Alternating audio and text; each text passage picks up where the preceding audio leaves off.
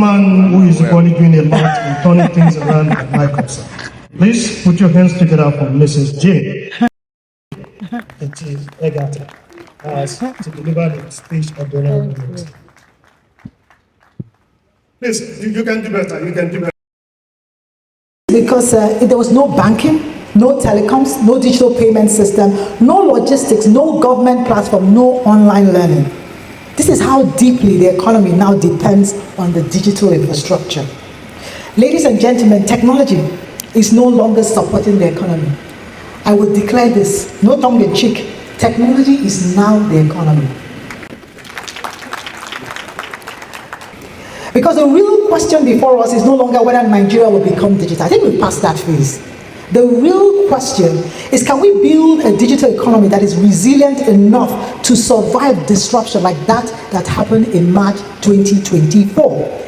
Can we be inclusive enough to leave no one behind? We are known to be the house of unicorns in Africa. 60% of startup unicorns were created from Nigeria. And it's something. So the ministry focus has been on knowledge, infrastructure, innovation, policy, and trade. And one thing we have also recognized is that a smart economy cannot exist without smart people, resilient systems, and enabling institutions. So yes, 10 years ago, many young Africans needed visa to access global opportunities. Today, digital skills are becoming their new passport.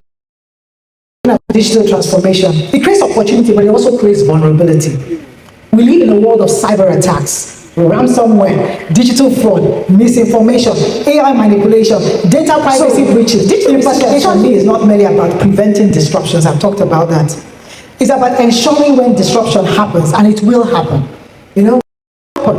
But can our systems withstand it? Can they adapt to it? Can they recover from it? And can they continue functioning? For that to happen, we need resilient infrastructure. We need cloud resilience. We need secure data governance. We need strong cybersecurity culture. We need to build local technical capacity. We need regulatory agility. And we need institutional preparedness. But resilience alone is not enough. It's not. Because a digitally advanced society can include millions of people. Millions of people that is not truly advanced. And that brings me to inclusion. A smart economy cannot thrive when large numbers of citizens remain digitally invisible. Because I truly believe in an inclusive society. Thank you very much. Many schools remain digitally underserved. Small businesses still struggle with digital adoption. Women still remain underrepresented in technology and even in leadership. And persons with disabilities, oh my God, that's a whole different ballgame. They are still having accessibility barriers online.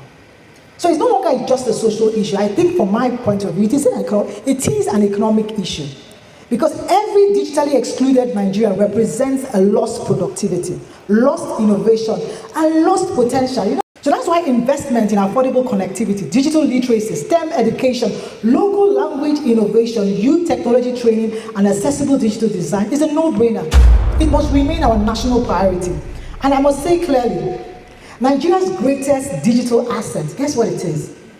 It's not that thing I mentioned, all the fiber, and all the satellites, and all the broadband. That's not it. I've said it time and time again, it is our population. A youthful population, over 50% of the 230 million are youths. Those are digital natives, they're not afraid of tech. But we do have an asset there in the youthful population, our creativity, think of Nollywood, our adaptability and our entrepreneurial energy. That is our asset. So the next phase of Nigeria's growth may not come from oil. I think we are done talking about the black gold. It won't come from oil. It may actually come from people seated in this room. Because as members of the Computer Professional Registration Council of Nigeria and the broader technology ecosystem, you are not merely observers of digital transformation. You are actually the architect of Nigeria's future. The system you build will shape how businesses scale, how government delivers service, how citizens experience trust, and how the economy competes globally. And this responsibility requires more than just technical expertise. It requires leadership, ethical leadership.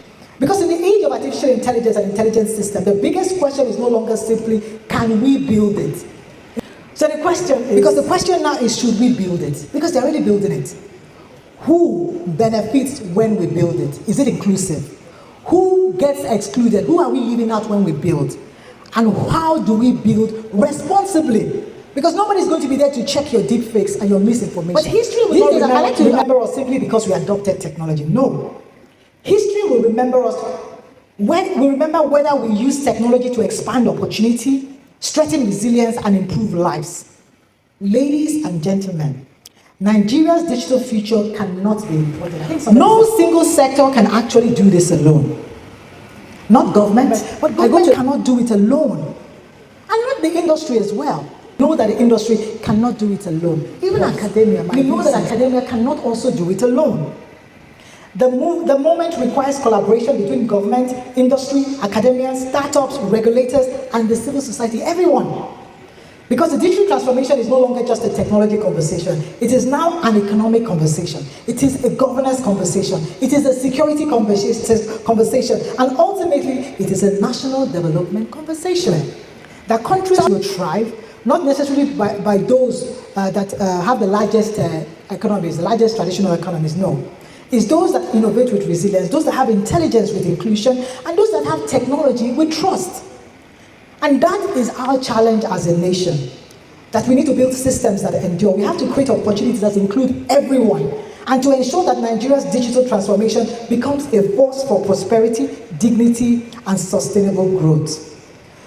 But ultimately, the true measure of a smart economy is not how advanced it is. It's not how advanced your technology is. Nigeria's digital future is something we are all waiting for. It is something we all have to build together. Right now, together. Thank you, and God bless the Federal Republic of Nigeria.